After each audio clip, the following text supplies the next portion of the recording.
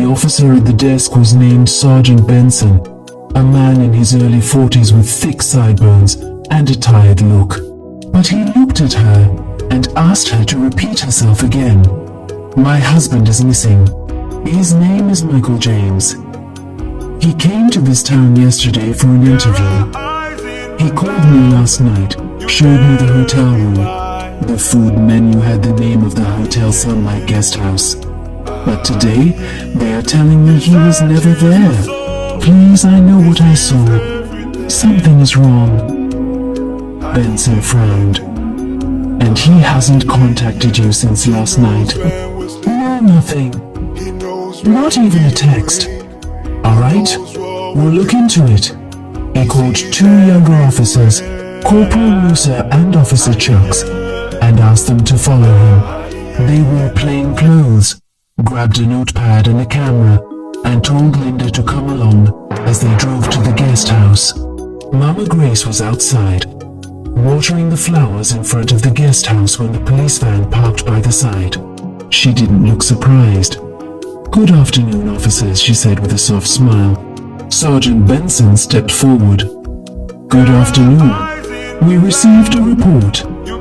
A man named Michael James reportedly lodged here yesterday, but has not been seen since. His wife says she saw this hotel on video call, including the menu." Mama Grace's eyes narrowed slightly. "I told her already. No such guest stayed here. Can we see your guest record?" She nodded and walked inside, returning with a freshly written logbook. It had only 5 names for yesterday, all false, all fake. Michael's name was not there. Linda burst into tears. "He showed me this room. I saw that curtain. I saw that bed frame. He was here." But Mama Grace shook her head calmly. "Maybe he showed you a different place. Some hotels look alike." Sergeant Benson scanned the environment. Something didn't feel right. The air was heavy. Too quiet. Too rehearsed. "Can we see the exact footage?" he asked. Mama Grace paused, then said, "It's not working. We've had power problems. You can check the wires if you like." Officer Chuck stepped out to check the exact box. It had been wiped clean. Benson looked around again. Staff were quiet. Afraid. Eyes darting like trapped animals. Then one of them, a young female cleaner named Ruth, looked up for a second too long. And in that second, Benson saw something: fear, guilt. That night, Ruth couldn't sleep. Her hands still smelled like the detergent she used to scrub the blood off the floor in room 4. She had done it quickly, before dawn. She had seen the man's broken glasses near the pillow. She had looked at his phone before Kenny took it and smashed it.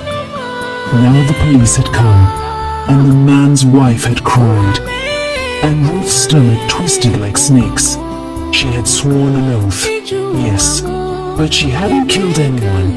All she did was clean. Still, the spirits Mama Grace served didn't care.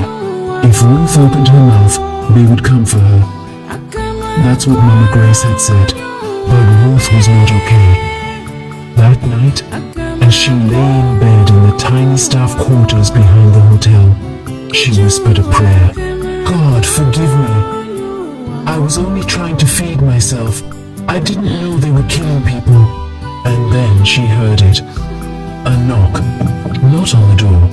Inside her room, she sat up quickly. The room was cold.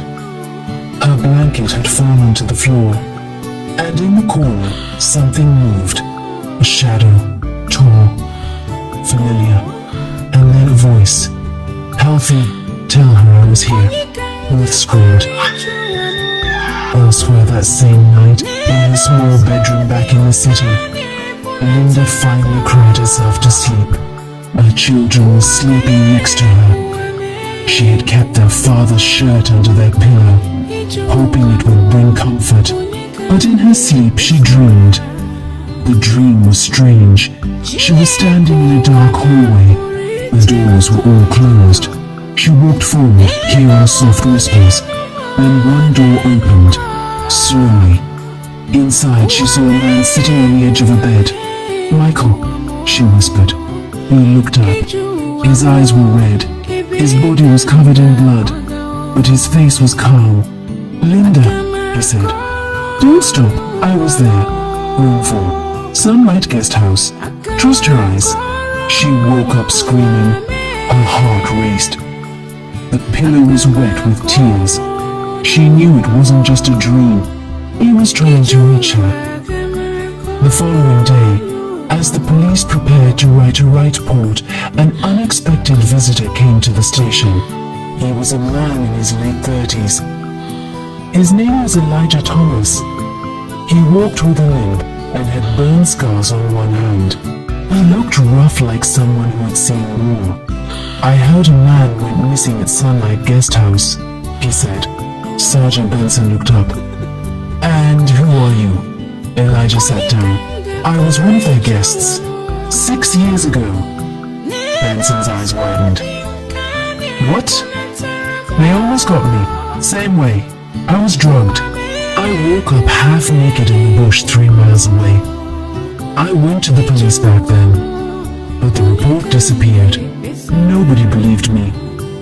Benson leaned forward. "Do you have proof?" Elijah raised his sleeve and showed a tattoo of room 4 he had burned into his arm after surviving. "I swore I'd never forget the room they tried to kill me in." Then he pulled out an old, faded photo. It was of the food menu in the room, the same one Michael had shown Linda on video. Benson stood up immediately, the night after the police visited. The staff of Sunlight Guest House were unusually quiet.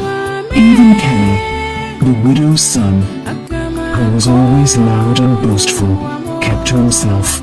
The fear of exposure hung in the air like thick smoke. But no one was more unsettled than Ruth, the young cleaner. She had joined the hotel staff only 8 months ago. Back then, she was jobless, hungry, and desperate.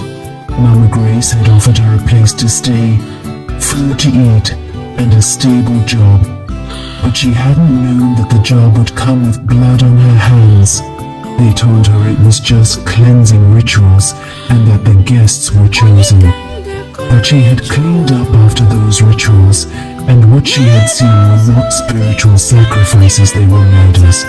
And now, that man, the one who had come in smiling and showing his wife the hotel room on video call, was gone forever. Ruth had scrubbed his blood off the room. She had seen the broken glasses left on the bedside table before Kenny grabbed them and crushed them. That night, in her tiny room behind the kitchen, she sat on her bed and whispered, "God, please forgive me." A cold wind blew through the closed window. Then, a whisper. "Ruth, Ruth." She looked around, heart pounding. "Help me." She shot up from bed and ran out of the room barefoot, bumping into the cook in the hallway. "You damn mad!" The cook barked. I thought I heard something," Ruth stammered, shaking. She couldn't sleep again that night. The ghost of the man Michael James was now whispering her name. Back in her home, Linda wasn't eating. She hadn't bathed. The children were beginning to notice. Her heart felt as if it had stopped beating the night her husband vanished. Each morning, she still sent him a message, "Good morning, my love. Wherever you are, I know you can hear me. Please come home." Her messages never delivered. That night, after putting the kids to sleep, she fell into a restless nap. The moment her eyes shut, she found herself walking in a dimly lit hallway. The walls were cracked. The carpet smelled of blood. She turned a corner and entered a room. There, standing by the bed, was her husband. His face was pale. His shirt was torn, but his eyes were clear. "Linda," he said. She rushed to him, crying. "Where are you? What happened?" He held her shoulders and looked her in the eyes. "Room 4. I was there. The guest house. The name you saw was right. They killed me. but I need justice. I can't rest." Then he vanished. She woke up screaming.